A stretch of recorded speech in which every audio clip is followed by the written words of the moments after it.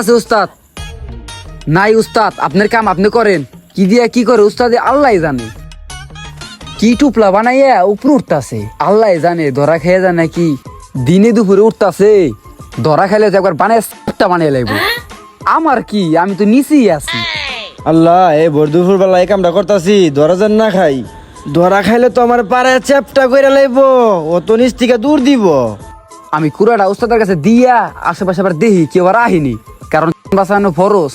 উস্তাদের পেটে এত খিদা, দিন দুপুরে বসে চুরি করতে। হুমা, আস্তে আস্তে উস্তাদ দেখতাছি। উস্তাদ সাবধানে করেন, চোরের 10 দিন গৃহস্থের কিন্তু একদিন, মনে রাখেন। দিনে দুপুরে ঘুমাই কেমনে? ঘুম ঘুমাইছি। উস্তাদ দেখেন আবার আলাপ যেন পেয়ে জানা।